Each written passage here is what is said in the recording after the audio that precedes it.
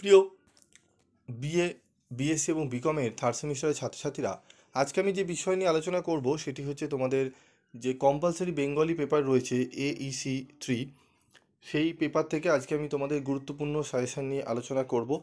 তোমাদের আমি বলেছিলাম এই সাবজেক্টের ফ্রি অফ কস্টে তোমরা নোটস পাবে। আমি কিন্তু বেশ কিছু চ্যাপ্টারের নোটস তোমাদের গ্রুপে আমি ফ্রি অফ কস্টে দিয়ে দিয়েছি। তো তোমাদের একদম সম্পূর্ণ PDF নোটস তোমাদের ফ্রি অফ কস্টে দেবো। তো তার জন্য তোমাকে করতে হবে কি, চ্যানেলে তোমাদের ভিজিট করতে হবে। চ্যানেলে সাবস্ক্রাইব করা থাকলে তোমরা অবশ্যই গ্রুপে জয়েন্ট হয়ে যেও। গ্রুপে জয়েন্ট হয়ে তোমরা কিন্তু সেখান থেকে PDF নোটসগুলো কালেক্ট করে নিতে পারবে। কিভাবে করবে সেটি আমি বলবো ভিডিও শেষে। তার আগে দেখে নাও আমাদের কিভাবে সাজেশানগুলো তৈরি করা হয়েছে, কিভাবে পড়লে তোমরা ভালো নাম্বার তুলতে পারবে। তো দেখো, বাংলা AEC 3 প্রবন্ধ ও পরিভাষা, এখানে আমাদের চারটি প্রবন্ধ থাকবে, চারটি প্রবন্ধ, ঠিক আছে, চারটি প্রবন্ধ এবং পরিভাষা থাকবে, 5টি টোটাল আমাদের চ্যাপ্টার থাকবে। এই 5টি অধ্যায় থেকে আমাদের কিন্তু 50 নম্বরের কিন্তু প্রশ্নপত্র হবে, ঠিক আছে। প্রত্যেকটা ভাগ থেকে আমাদের 10 নম্বর করে বরাদ্দ থাকবে। মোট আমাদের 25টি প্রশ্ন 2 নম্বর করে থাকবে, যেরকম ইংলিশ তোমরা সেকেন্ড সেমিস্টারে দিয়েছিলে সেরকমই থাকছে।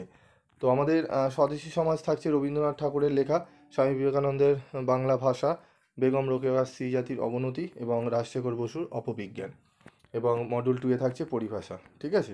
তো চলো আমরা দেখে নিই আমাদের কীভাবে আমরা PDFগুলো রেডি করা রয়েছে। তোমরা একটু দেখে নাও। আমাদের MCQ 25টি 2 নম্বর করে। তো স্বদেশী সমাজের মূল প্রবন্ধ দেখো, আমাদের স্বদেশী সমাজ রবীন্দ্রনাথের আত্মশক্তি নামক প্রবন্ধ থেকে গৃহীত হয়েছে। এই গ্রন্থের সংশ্লিষ্ট বিষয়ে 2টি প্রবন্ধ রয়েছে, একটি হচ্ছে স্বদেশী সমাজ এবং 2 নম্বর হচ্ছে স্বদেশী সমাজ প্রবন্ধের পরিশিষ্ট, ঠিক আছে। এখানে তোমরা এইভাবে এই উৎসগুলো তোমরা এখানে পড়ে নিতে পারবে এই PDFসে, এবং তার সাথে তোমাদের থাকছে হচ্ছে গুরুত্বপূর্ণ পয়েন্টস, যেটি অত্যন্ত গুরুত্বপূর্ণ এই নোটসের, ঠিক আছে। যেই পয়েন্টসগুলো তোমরা যদি পড়ো, এখান থেকে বহু MCQ, যেখান থেকে MCQ দিক তোমরা কিন্তু অনায়াসে অ্যান্সার করে দিয়ে আসতে পারবে, ঠিক আছে। যেরকম দেখো, রচয়িতা রবীন্দ্রনাথ ঠাকুর, প্রবন্ধ গ্রন্থ আত্মশক্তি। আত্মশক্তি প্রবন্ধ, প্রথম প্রবন্ধটি বঙ্গদর্শন পত্রিকায় প্রকাশিত হয়েছিল 1311 সালের ভাদ্র মাসে। দ্বিতীয়টি প্রকাশিত হয়েছিল ওই পত্রিকারই আশ্বিন সংখ্যায়। রচিত সাল 1904। প্রবন্ধটি প্রথম পঠিত হয় মিনার্ভা রঙ্গমঞ্চে, পত্রিকা বঙ্গদর্শন, মেলা, মিলন ক্ষেত্র। এই উৎসবে পল্লী আমার আপনার সমস্ত সংকীর্ণতা বিস্মিত হয়। মানুষের হৃদয়স্থল, মিলনস্থল হচ্ছে মেলা। দেশের মন পাওয়ার প্রকৃত অবকাশ ঘটে মেলায়, ঠিক আছে। এইভাবে কিন্তু প্রশ্নগুলো এখান থেকে আসতে পারে।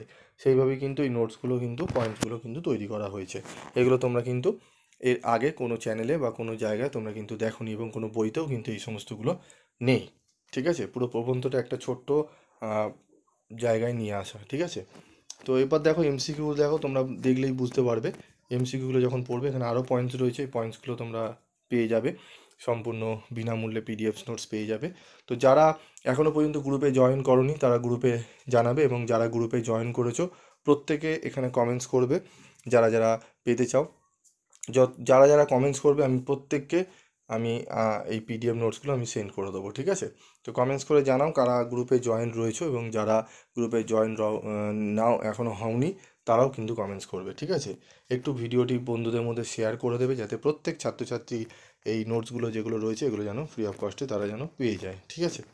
তো চলো আমাদের উত্তরগুলো দেখে নিই। স্বদেশী সমাজ প্রবন্ধের রচয়িতাকে, ঠিক আছে, উত্তরগুলো দেখে নাও।